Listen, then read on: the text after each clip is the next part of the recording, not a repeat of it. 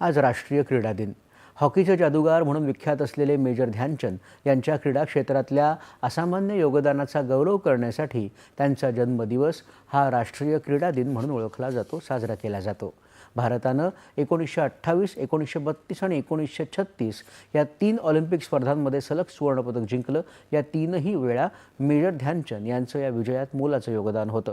त्यांना पद्मभूषण पुरस्कारानंही सन्मानित करण्यात आलं होतं। पंतप्रधान नरेंद्र मोदी यांनी राष्ट्रीय क्रीडा दिनाच्या शुभेच्छा देत मेजर ध्यानचंद यांना आदरांजली अर्पण केली आहे। मेजर ध्यानचंद यांचं कर्तृत्व पुढील अनेक पिढ्यांसाठी प्रेरणादायी ठरेल असं पंतप्रधान म्हणाले। गेल्या दशकभरात भारतीय क्रीडा क्षेत्रात उल्लेखनीय परिवर्तन झालं आहे। युवकांच्या प्रतिभेला चालना देण्यासाठी तळागाळात राबवण्यात येणाऱ्या उपक्रमांपासून ते जागतिक दर्जाच्या सुविधा निर्माण झाल्यामुळे देशात जोशपूर्ण क्रीडा परिसंस्था निर्माण झाल्याचं पाहायला मिळत आहे असं पंतप्रधान म्हणाले। केंद्र सरकार खेळाडूंना पाठिंबा देण्यासाठी तसंच पायाभूत सुविधा निर्माण करण्यासाठी आणि भारताला क्रीडा क्षेत्राचं जागतिक केंद्र बनवण्यासाठी वचनबद्ध असल्याचं पंतप्रधानांनी नमूद केलं। क्रीडा दिनाचं औचित्य साधत देशभरात आयोजित 3 दिवसीय खेळ महोत्सवाचं केंद्रीय क्रीडा मंत्री मनसुख मांडवीय यांच्या हस्ते आज उद्घाटन झालं। भारताला क्रीडा क्षेत्र बनवण्याचं लक्ष्य असल्याचं मांडवीय यावेळी म्हणाले।